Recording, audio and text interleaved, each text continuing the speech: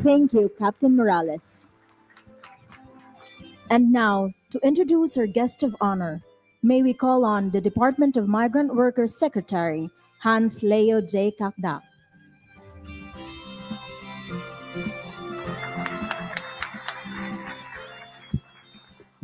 Ladies and gentlemen, the President of the Republic of the Philippines, His Excellency Ferdinand R. Marcos Jr.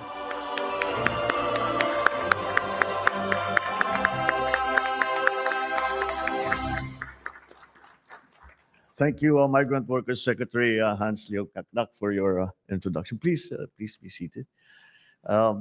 Labor and Employment Secretary Benny Laguesma, the OWA Administrator PY Kaunan, ang Bagong Bayani Foundation Incorporated President Vice Admiral Eduardo Santos.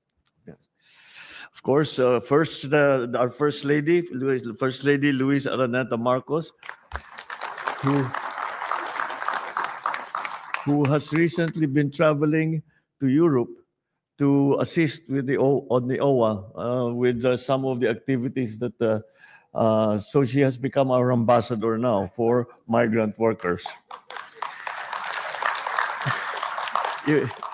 It's your new designation. Di ba magka-cabinet shake-up tayo sa kasama ka na dun sa...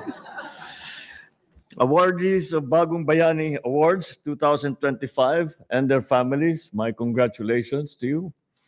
The DMW and BBFI officials, our key partners in development, and our stakeholders as beneficiaries of that development, fellow workers in government, distinguished guests, ladies and gentlemen, magandang umaga sa inyong lahat.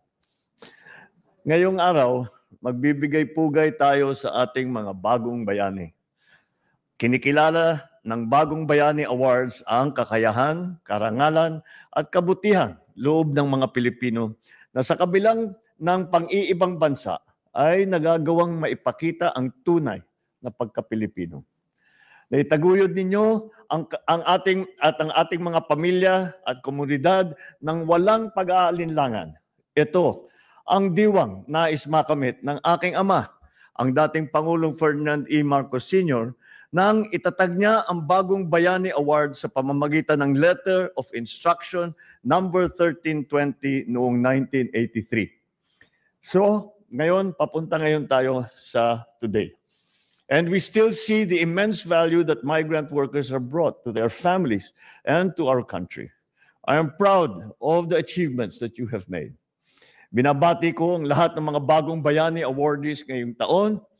Kayo ang pinakamagandang larawan ng kasipagan at galing ng Pilipino. Tuwing may kausap akong taga-ibang bansa, parating sinasabi sa akin ang husay ng mga Pilipino na nandun sa amin. Kaya maraming salamat sa inyong lahat sa pagbibigay karangalan sa ating bansa. Dahil alam naman po natin, hindi biro ang manirahan sa ibang bansa, makisama sa ibang lahi at mawala sa pamilya. Ngunit patuloy pa rin ang inyong mga sakripisyo para sa inyong mga minamahal sa buhay. Kaya bilang suporta, asahan ninyo na nandito lang ang inyong pamahalaan. Through the Department of Migrant Workers, we shall continue to elevate protection, streamline services, and ensure that every OFW is treated as the hero that they are. Sa ngayon, ginagawa na natin digital ang ilang proseso ng pagtatrabaho sa ibang bansa tulad ng OFW Travel Pass sa eGov.ph app at ang Online Employment Contract Verification System. Ang Overseas Welfare Administration naman ay nakakapag-issue na ng mahigit kumulang 300,000 electronic card na magbibigay sa mga migrant workers ng mas madaling access sa mga serbisyo ng ating gobyerno. Pinahalagan din natin ang inyong kalusugan sa pamamagitan ng OFW Hospital, ang OWA Butika, at pinalakas na ng mga programang medikal para sa ating mga OFW.